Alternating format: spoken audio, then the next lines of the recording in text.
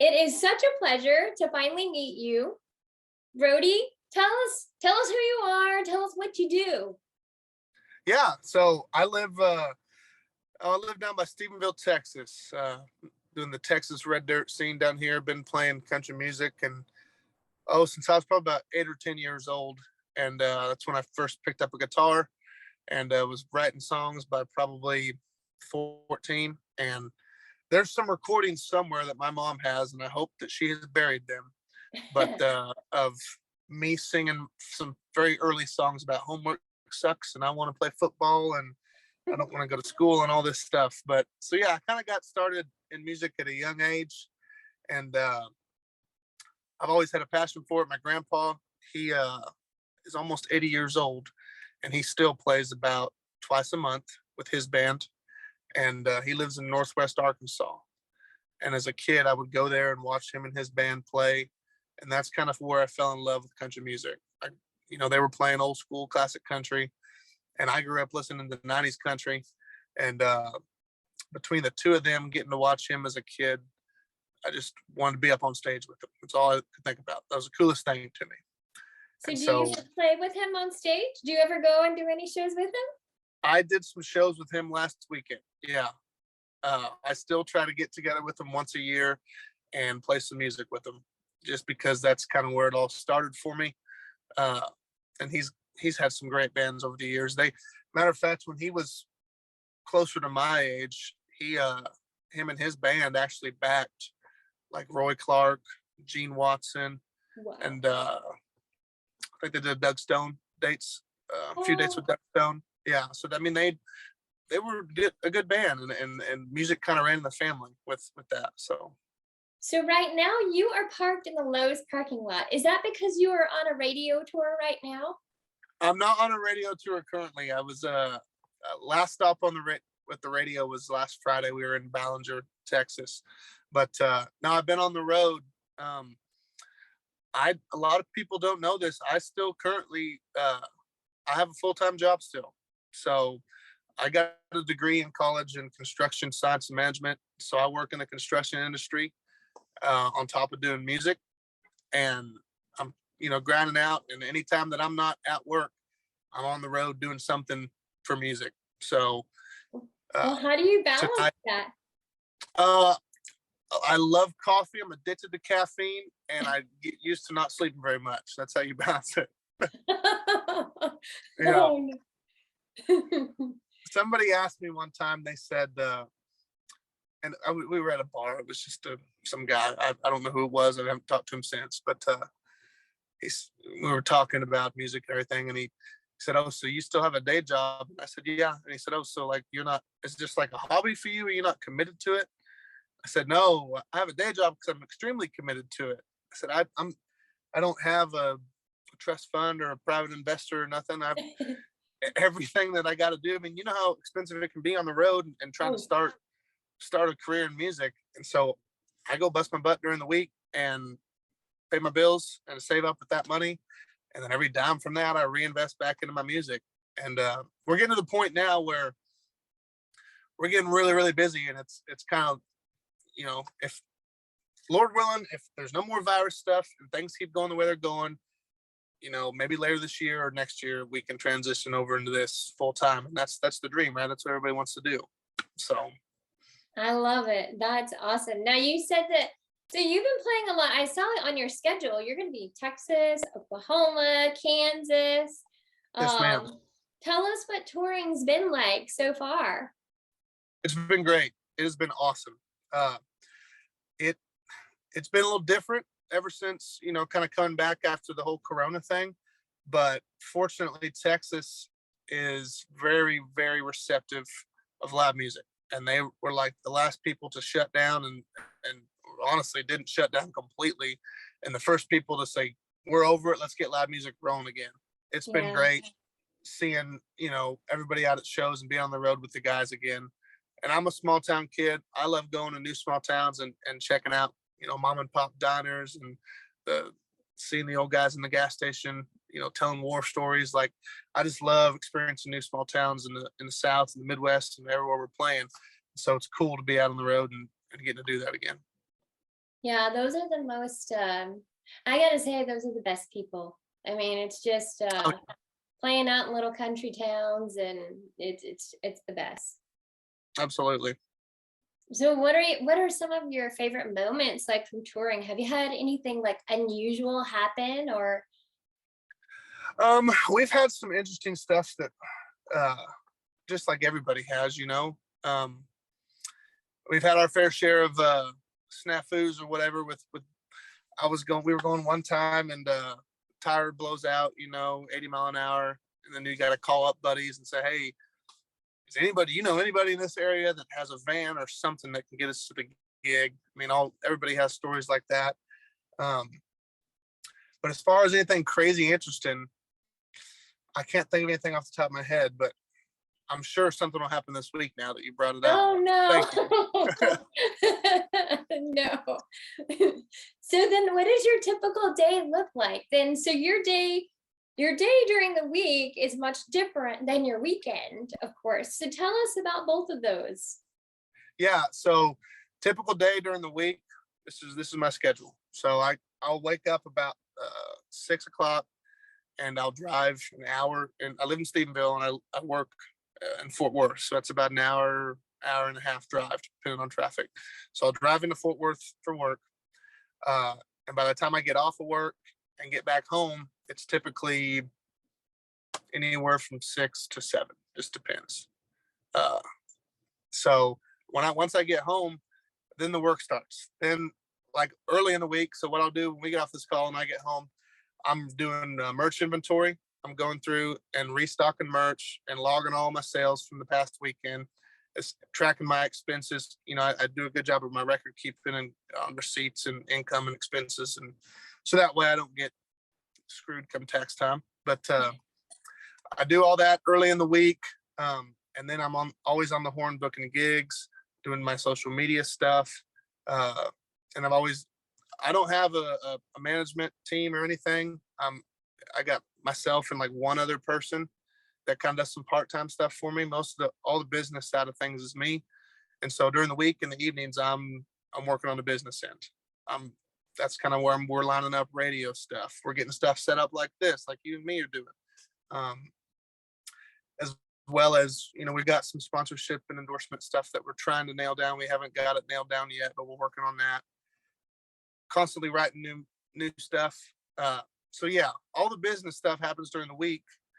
And then when the weekend hits, we're out on the road. Like this weekend coming up, Friday, we've got a date in Southeast Oklahoma, opening up for Hayden Haddock at Hutchtown Saloon. And then the next day, we're in Northern Oklahoma in Ponca City, like 20 miles south of the Kansas border. So, I mean, we're way up there. And then we'll drive back to Texas on Sunday. And then the following weekend after that, we got 2 dates in Kansas. The weekend after that, we're in Arkansas. And so on the weekends, we're on the road all the time. And that sounds glamorous, and it is. It's fun. We love it. But I don't think a lot of people realize, like, when the show's over at 1:30 or 2 o'clock in the morning and everybody else is out there partying and drinking, we're loading out, and then we hop in the van and we're driving 2, 3, 4, 5 hours, or we're crashing in a hotel, getting 3 or 4 hours of sleep and getting up at 6 or 7 and driving to the next one. So Sundays we try to rest, but most of the time you rest when it's your turn to sleep and somebody else is driving on the way back. So you're traveling with a full band as well. Yeah. Yes, ma'am. I've got my band and my sound guy that travels around with me. I got a 2007 Chevrolet Express white passenger van called the Blacktop Bandit. We traveled down the highway in that. And then I've got like a cargo trailer that we pull all the gear and stuff in. So. Oh, that's awesome. That's awesome. Good luck to you. I mean, that's incredible. You are hustling. I got it. That's kind of how you got to do it, right? I mean, every time I'm tired and I feel tuckered out and it's like, man, I just need a break, I just sit back and I go, somebody else is tired too, and they're toughing through it, and they're going to get that big gig offer. They're going to get that booking agent offer. They're going to get that record deal. They're going to sell 50,000 copies of their next record because they chose to work that day when you chose to not do nothing because you were tired from your day job or whatever. And all that adds up. And so I got to have that mindset, or else you won't get nothing done. So I wanted to ask you, jumping right back to the radio tour, how did that go? What was your process in doing that, the radio tour? Man, that was that just kind of all just came together. I've had contacts at different stations from doing this a while and being friends with other artists, and you gain contacts that way. And then I've been working with Barry, my publicist. He's had contacts as well. So between the two of us, we were able to line some stuff up. And that was once we could finally get stuff nailed down on a time I could get out there, because it's always better to do it in person, right? Definitely.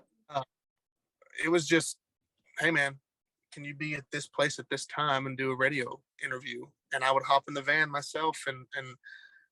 So here's a prime example of how that worked. 2 weeks back, I had shows in Corpus Christi.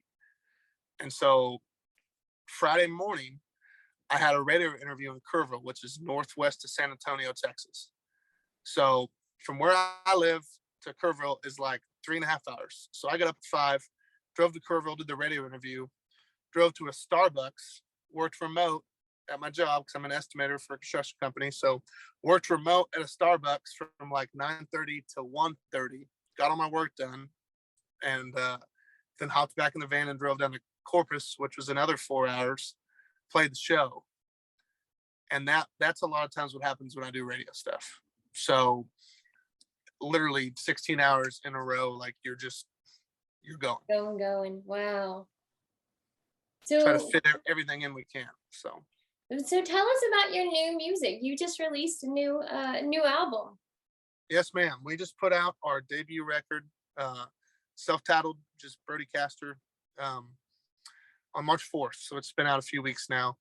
And that's just kind of a culmination of the past couple of years. I grew up in Southeast Kansas, and I moved down to Texas January 3rd, 2020 to try to get into the Texas red dirt scene. If you're not familiar with it, it's huge on independent, musicians, and it's so supportive of that. And so I came down to try to do that. And 2 months later, Corona hit. And so everything shut down. And so for 2 years, I was down here and I wasn't able to really do nothing. And so during that time, I was writing songs. I had met some people, and it was actually kind of a blessing in disguise, because I was able to get a catalog built up, meet some guys, start rehearsing, and get a band ready for when stuff was rolling again. And throughout that, I was playing acoustic gigs and whatnot.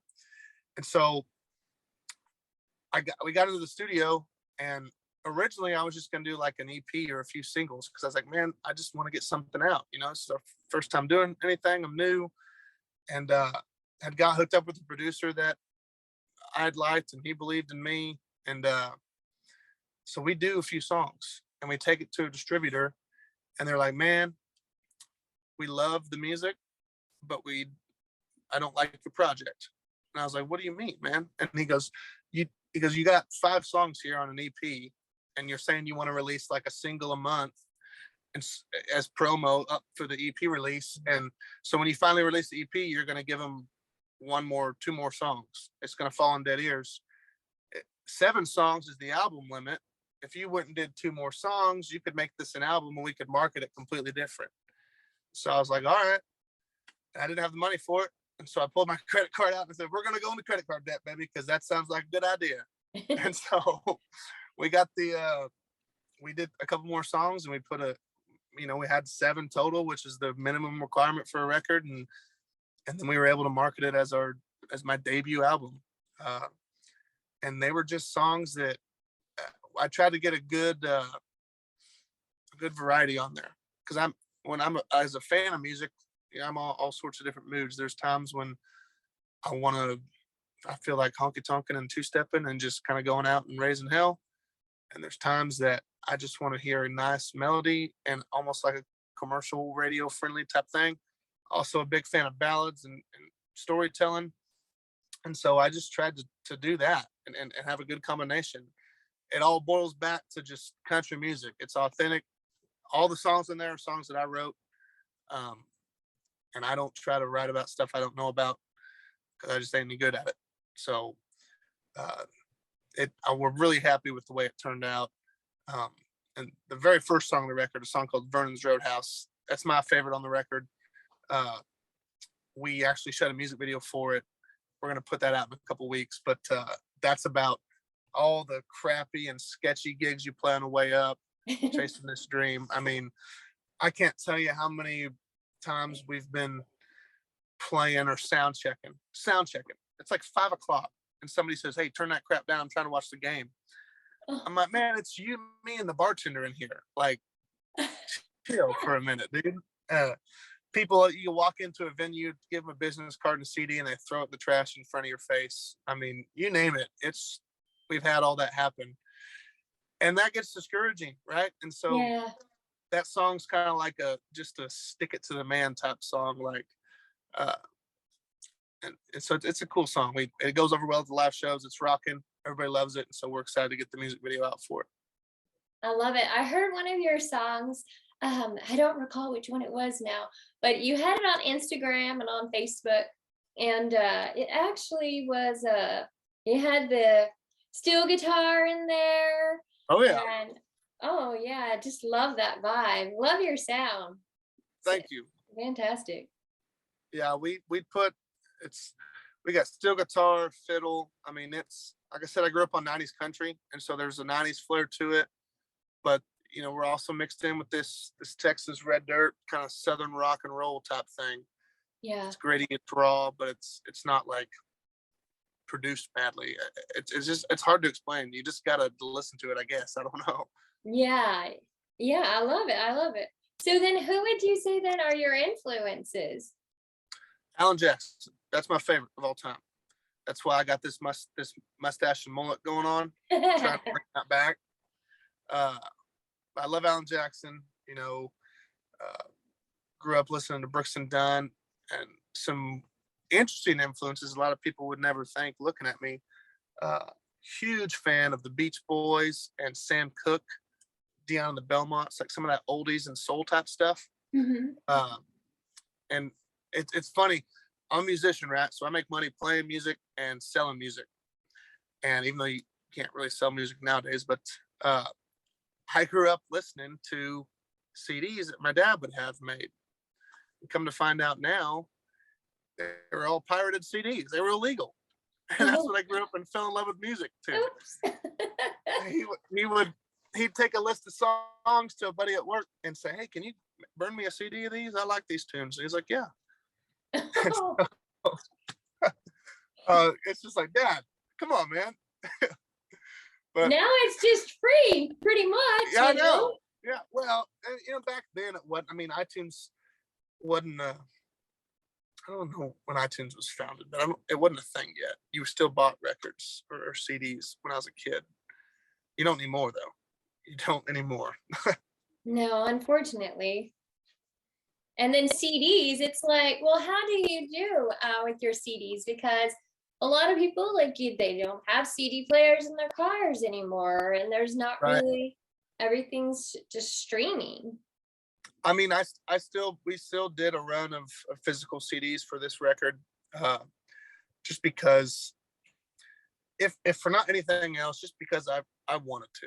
Because as a kid, I grew up listening to them, and to have that of my songs that I wrote, even if I'm the only one that's ever going to listen to it, like, that was something I wanted to do. But there still are people that will buy them. And a lot of people will buy them and want you to sign it, and they may never even unwrap it or play the actual CD. They just want that as a physical item. They came to the show, they liked it, they listened to music online, they wanted your record in their hands. Yeah. But there are still people that have them. It's not, the demographic is older. Obviously, it's not kids my age buying CDs hardly. But I mean, people still buy them. It's just not like it used to be. So yeah, right, yeah. So then, what would you say, or who would you say? Where do you get the motivation, in writing your songs? That's tough. Like, sometimes you'll have moments of inspiration, right, where things are just clicking and you got an idea, And then other times you run into those periods of writer's block, and you sit down, you try to bang stuff out, and you can't. Nothing's coming. When I write, I try to write as much as I can. I need to write more, honestly, but it's whenever I have those moments that I'm lacking inspiration or stuff's not clicking, I just try to treat it as work. Man, you got to power through it. You got to get it done. And the more I do that, the more I find that when I do get those moments that are clicking and everything's rolling, it's easier. And they come more often too. Just kind of that old deal of practice makes perfect type of thing. So would you say, like, sometimes, have you had a song that just like came to you like in 30 minutes and it's like, that's it? Yeah. So for instance, like, I'm trying to think off this record. Okay. On the record, there's a song called Neon Neighbors, and it's straight up 90s country. I mean, it's honky tonk. You can two-step to it. I literally wrote that in probably 40 minutes. Me, my guitar sitting on the couch in my living room. It all clicked. And then there's another song that it's called I Found a Box. It's the last song on the album, and it's a ballad. It tells a story about a Vietnam vet. And that one took me like 2 years to write. Oh, wow. I'd had the idea in my head, and I'd played with it, and I wrote it. It took me, a couple weeks to write it. And I went back and revisited it a few months later, revisited it again, kept nitpicking it. And finally, from the time I started with the idea to the time it was done was like a 2-year deal. So it all depends. I mean, and the way I write too, like that song right there, I had the hook, right? Already, I had the title of the song, I had the hook like in my head. The Vernon's Roadhouse song on the record. I was halfway into that song before I even knew what I was going to call it or what was it about. I'd had a bad experience. Somebody throw my CD in the trash or something. I don't remember what it was, but I was ticked off, and I sat down and was just basically venting to myself, and then it all kind of clicked, and I was halfway through it. So it's different every time. Well, on the Found a Box song, so I mean, if it took you 2 years, what made you keep going back to it? Because when I'm done with the song, I'm a firm believer that there shouldn't be any throwaway lines. There shouldn't be a line that you were just like in the moment, you were trying to get through it. You're like, let's just put this here. We'll figure it out later.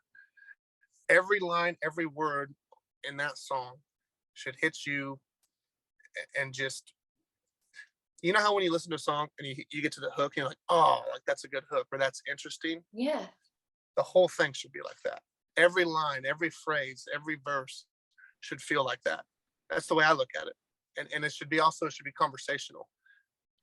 Just like you and I are talking right now, you should be able to just speak the lyrics of it, and it would make sense. And it would seem like it's a normal conversation. You shouldn't be using weird language that you wouldn't use on a day-to-day basis. I mean, that can work sometimes, but not general, terms. Will you speak a few lines of it? Sure. Yeah. The chorus, I found a box. I wonder what's inside. Little did I know it told the story of that old man's life. There was a Purple Heart. He fought in Vietnam. A Medal of Honor and a Silver Star, and looks like he saved a man. I mean, right there, like, yeah, it rhymes, right? So sometimes when you're speaking stuff and it rhymes, it sounds a little weird, but if you enunciate it a certain way, it sounds like I'm just talking to you normal. No, I got goosebumps from your lines. Yes, I got goosebumps. I did. I love it. Well, good. That's it. That definitely, I mean, the song, I hope what it does when somebody hears it for the first time, I want them to walk away from that with a lump in their throat, tears in their eyes. That's what, as a songwriter, if that's what it does, if it hits them that hard, I did my job. Because it's just, I want that song to hit you in the gut and make you just kind of stop and think. Yeah. In the title, it's I Found a Box. parentheses, tribute to Vietnam veterans. I mean, I want you to kind of stop and think about it. And I try to do a good enough job painting vivid imagery that you can actually just see it. What I'm saying, you can picture it yourself, and you can go, whoa, like, dang. That can be so hard too, to put those pictures and try to do something different that hasn't already been done, you know? Especially in country music too, right? Because a lot of times country gets a bad rep about, oh, it's just about beer and trucks and mamas and going to, all that stuff. And and like, and it's funny because, some of that stuff is life, right? And so how do you tell that story in a way that hadn't been done and isn't going to come across cheesy? And Texas country seems to tell more story than I would think. Well, and there's stories, in the, Nashville radio, Nashville music, but I think there's even deeper stories with the Texas country. Yeah, it's different. I mean, I feel like a lot of the wide range of things down here, it's people aren't as worried about how's it going to sound commercially. They're not as worried about, is a 18-year-old girl going to think this is cool? They're just being themselves and putting out stuff that's true, and that works because we're just normal folks, doing something we love for a living. We're fortunate enough to do that, and so we're normal folks singing songs about normal things, and normal folks can relate to it. Yeah. So I was wondering if you ever get imposter syndrome, where you're like, what the heck am I doing? Yeah. Oh yeah, no, for sure. Like there is and I think everybody who's ever done this, try to do music, it has moments like it, but there's definitely times when you step back and you go, what am I doing? Like, why am I wasting my time with this? It's not a waste of time, but you have bad times and shit goes south, and it's just, and then there's other times too when you look back, and I look back on that 18-year-old kid that just wanted to go play music and never had a band, and had wrote a few songs and heard something on the radio, was just enthralled by it, and I look back and I go, whoa, I didn't know a dang thing then. I still don't know a dang thing, but like, I just look back on that and go, man, I'm not the same guy. And it's not like I'm a bad person now or I've changed or nothing. It's just, you grow as a person and you look back and you go, man, this is just crazy, this whole ride. Yeah, it is. It has very highs and lows. Like, there's not really any mediums, it's like you're up here or, Yeah. I don't know. That's how I feel sometimes, but so oh, go ahead. I was just going to say, I remember a piece of advice I got from a guy one time. He said, keep your highs and lows to a minimum and just stay right in the middle. And at the time I was like, that makes no sense, dude. Like, what are you talking about? But the older I get, the more that's amazing. Kind of clicks. Yeah. Yeah. So do you feel like you do a good job? Not good enough. No, I need to do better. So what do you think is most challenging in this for you? I mean, and it's not just for me personally, right? This is going to be something I think everybody's going to struggle with, going the independent musician route. I'm learning how to do things by doing it wrong the first time. I don't have a management team. I'm not with a big major booking agency, or I'm not with a label or a development company. And I don't have a private investor or, a rich uncle that's paying thousands and thousands and thousands of dollars for me. And so it is challenging when you have to do all that yourself and learn it that way. But also, I think I keep my head down long enough and it all works out, it's going to be so much more rewarding, and I wouldn't change it. I wouldn't do it another way.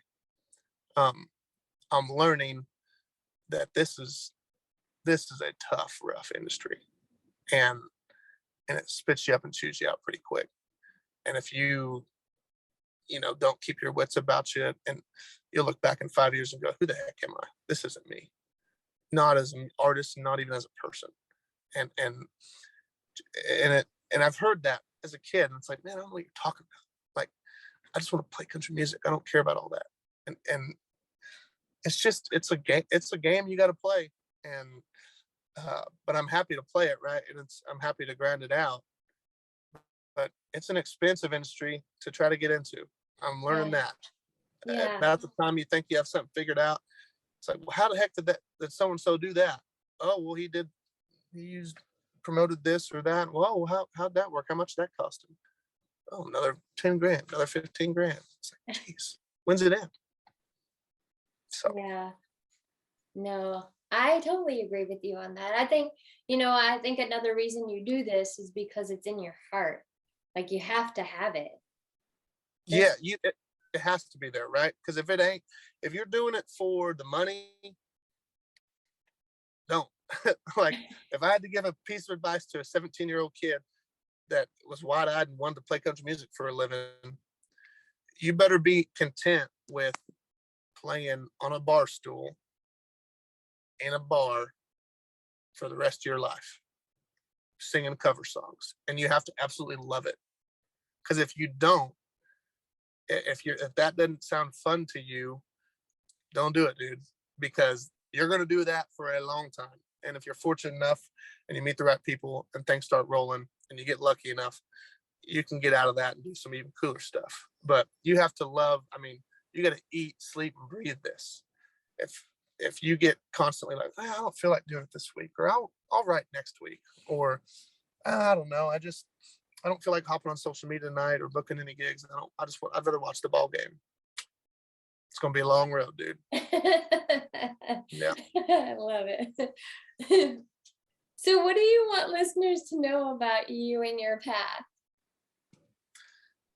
If somebody stumbles onto me and my music, I just want them to know that I'm just a laid back kid from the country that is chasing the dream of telling stories and putting his heart out there for a living. That's what I want to do. I just want to play country music.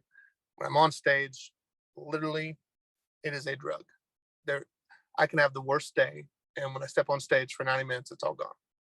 Yes. I forget it. And it's like, and it could be me on a bar stool playing cover songs, or it could be me with my band on the road at a club. It could be sold out. We could be opening up for a big artist, whatever. It's in me. It's what I think I was born to do it. And so I just want people to just know that it's authentic, it's real. And I want to be able to see that and relate to it. I want to hear a song and go, man, I understand that. I get that. I've been there too, Yeah. Because I'm not singing and I'm not writing about traveling around in my private jet and getting all the ladies and doing all this and because I don't do that, and I don't want to do that. I'm singing what I know about. Yeah. So, yeah. So what do you feel that you've learned? Like, if you knew what you know now, like, would you change anything?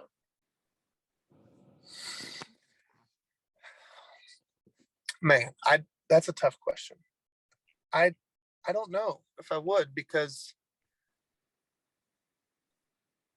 I feel like a lot of the stuff I've done wrong has kind of shaped me and helped me out. And if I would have had all these secrets going in, stuff would have been easier, and I wouldn't be grinding so much. Yeah. And you could take it for granted. And then when stuff does go south in the future, you don't really know how to handle it, the adversity. Yeah. But honestly, I don't think I'm far enough in yet to really have the knowledge, right, for it to affect anything. Yeah. Because we just put out our first album. I moved to Texas 2 years ago, but realistically, I've only been doing the Texas scene for 9 months because of the virus. Yeah. And we're playing out and around, and we're on the road, but we don't make money at it yet. hence the day job still. So I don't think I'm there enough yet to know, to have the knowledge to change something, because I'm still learning stuff every day. And so, and you've kind of already said it, but what is one bit of advice that you would give to someone? What is one thing that you would say to them starting out in the music industry, or really any industry, because there's so many things that are Right. similar, you're chasing a dream, and what would you say? I think a big thing is you got to treat it like a business, but also starting out, you need to treat every show like you're sold out Madison Square Garden. I mean, because you never know who's going to be there. And when I say treat it like a business, it is a business, but there's going to be times when you're going to take a loss, or you're going to do something that's going to cost something, and you'll play a show for no money. And so you're like, oh, it's a business. I don't need to be playing exposure gigs. That's not financially smart. No, it's not. But you have 100 followers on Facebook and nobody knows who you are. So you need to, you know what I mean? Like, and so that when I kind of finally realized that, it was like, oh, it all was clicking. Yeah. But the piece of advice I got it from James Burton. He played lead guitar for Elvis Presley. And I was fortunate enough to play a couple shows with him in Louisiana a couple years ago. He sat in and played a couple songs with us. And I had asked him, I said, man, if you had one piece of advice to give to a kid starting out, what would it be? And that's what he said. He said, you need to take every show you can. You never know who's going to be there. You never know that one person. And I think the days of the 80s and 90s of just getting signed on the spot because you're an extreme talent, they're over. You kind of have to have a proven track record, but you never know who's going to be in the audience that can get you that next show. Right. That can get you out of that $200 acoustic bar band show and get you an acoustic opening show for Joe Diffie. Well, Joe Diffie just passed away, but for Neil McCoy or for some big, artist or whatever. Yeah. Like, let's say they give you a 90s slot, open up for a 90s artist. Yeah. And from that, somebody likes it and says, hey, I liked you. Could you come play here? And then you go there. And I take it one fan at a time. If I can go play a show and I get one person to actually truly be drawn to what we're doing, whether that's they follow us on Spotify and now they listen to everything we put out from here on out, or they follow us on social media, they're engaging. And when I post a new t-shirt on the merch store, they go online and they like it and they buy it. Or they decide they're going to come to more shows. I mean, whatever that is, how they're going to be a fan, right? If you can get one at every show, go play 1,000 shows. You got 1,000 fans. You got 1,000 people that are going to listen to your music. You got 1,000 people that are going to buy your merch. You know what I mean? Like, yeah. I use the one person a show rule. If I can get one, if I can connect with one, I'm good. I love that. I did forget one thing I wanted to ask you. What has been one of your favorite moments, one of your favorite memories? And I think you may have just said it. But what was the I've had a lot, right? But I think one of my favorite memories was actually the defining moment when I decided I wanted to play country music for a living. I was 17 years old, and I got to sing at the Grand Ole Opry in Nashville. Oh, wow. That's incredible. I did, in high school, I was in choir. And you could audition for honor choirs, league, district, regional, state, and then national was the highest level you could go. So I did that all 3 years. And then my senior year, I found out you could audition for nationals. I thought state was the highest. And they said this year, the folks who make it in will get to sing at the Opry in Nashville. So I'm like, oh, I'm auditioning. I have to, I did choir, but I've always been a country kid and loved country music. And so that's the Mecca, right? I mean, that's the holy grail of country music. That's where that's the best stage you can play. Yes. And So at 7, I auditioned and I made it in. And so at 17, I'm standing on the Opry, and the night before, people I'd grown up idolizing sang there, and their set lists were backstage. And that just kind of something flooded over me. And I said, I'm gonna come back here one day and I'm gonna sing my songs. And I went home, and that's when it all started for me. Since then, I've been in some way, shape, or form trying to chase music. Oh, I love it. Oh, this has been so amazing. Where can people find you? Where can they hear your music? And then your video, you said it's coming out in a couple of weeks. So by the time this is released, it will be out. So where will they be able to find it? They can find us anywhere. We're on Facebook, Instagram, Twitter, TikTok, pretty much any social platform. Look us up, Brody Caster. I think it's Brody Caster Music on TikTok. But and then as well as our music, it's on any digital service provider: Spotify, Apple Music, iTunes, Amazon. It's on the websites. We've got CDs. If you want a physical CD, you can get it on the website, on the merch store. Or you can buy it at a show. Come to a live show. YouTube as well. The video, when it comes out, will be on the YouTube channel. If you type in Brody Caster on YouTube, it'll pop up. So yeah. But if we just go to your website, we can find everything, how to get to everything. Like, yeah, everything on. So you go to brodycaster.com. Okay. Tour dates are on there. Music's on there. Links to all the socials is on there. Contact info if you want to get in touch with me. What else? Biography, if you want to figure out who the heck I am, where I came from, that's on there. All the information. This has been so awesome. Is there anything else that you would like to say? I just really appreciate you taking the time to sit down with me and talk with me. And right back at you, ditto. Thank you so much. It's been such a pleasure. And hopefully one day we'll get to play a same stage together. Absolutely. That'd Let's be line cool. it up. That'd be cool. Thank you.